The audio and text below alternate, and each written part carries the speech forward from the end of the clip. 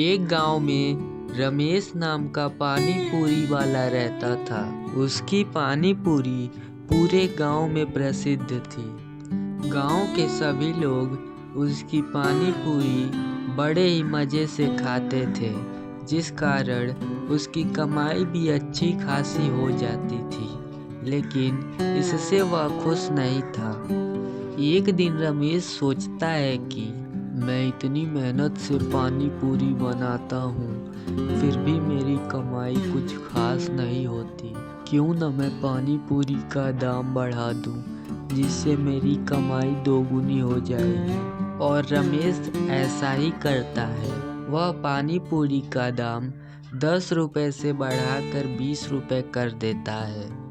अब रमेश की कमाई अच्छी होने लगी थी, लेकिन धीरे धीरे उसके मन में लालच आ गया और उसने पानी पूरी का दाम 20 रुपये से बढ़ाकर 40 रुपये कर दिया। पानी पूरी महंगा होते हुए भी गांव के लोगों ने पानी पूरी खाना नहीं छोड़ा। एक दिन रमेश के ठेले पे गांव का ही सुरेश नाम का एक गरीब किसान आया। पानी पूरी का दाम सुनकर वह रमेश से बोला, अरे भाई रमेश, तुम्हारी पानी पूरी इतनी महंगी क्यों है? देखो भाई, पैसे हो तो खाओ वरना चलते बनो। रमेश की बात सुरेश को बहुत बुरी लगी और वह घर चला गया। घर पहुंचकर सुरेश ने पूरी बात अपनी पत्नी को बताई।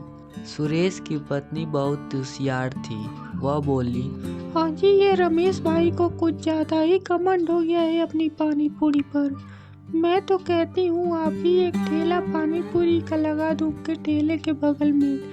बात तो तुम ठीक कह रही हो, लेकिन मुझे तो पानी पूरी बनाने आता ही नहीं।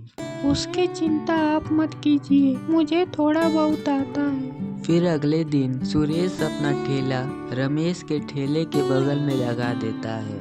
उसकी पानी पूरी रमेश से अच्छी नहीं थी, लेकिन सस्ती होने की वजह से रमेश के कुछ ग्राहक उसके ठेले से पानी पूरी खाने लगते हैं, जो देख रमेश सुरेश से झगड़ जाता है। देखो भाई, चुपचाप अपना ठेला लेके यहाँ से निकल लो, वरना मुझसे बुरा कोई नहीं होगा।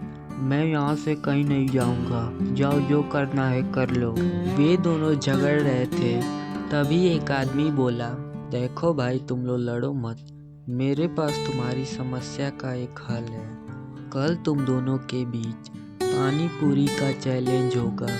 उसमें जो जीतेगा वो अपना ठेला यहाँ लगाएगा, और जो हारेगा उसे गांव छोड़कर जाना होगा। अगर तुम दोनों को मंजूर हो तो बोलो। मुझे मंजूर है। मुझे भी मंजूर है। रमेश की पानी पूरी सुरेश से अच्छी थी और यह वो भी जानता था, फिर भी उसने चैलेंज के लिए हामी भर दी। घर पहुंचकर सुरेश ने पूरी बात अपनी पत्नी को बताई। हाँ जी, आप चिंता मत करिए, मैं एक बूढ़ी अम्मा को जानती हूँ, आप उनके पास जाइए, वो हमारी सहायता अवश्य करेंगी। फिर किसान बूढ़ी अम्मा के पास चला जाता है और उनको पूरी बात बताता है। तुम चिंता मत करो बेटा, ये लो जादुई मसाले, इसे अपने पानी पूरी के छोले में मिला देना। किसान जादुई मसाला लेकर अपने घर की तरफ चल देता है और घर पहुंचकर अपनी पत्नी को पूरी बात बताता है। फिर अगले दिन चैलेंज शुरू होता है और मुख्य अतिथि के रूप में गांव के प्रधान और कुछ बुजुर्ग लोगों को बुलाया जाता है।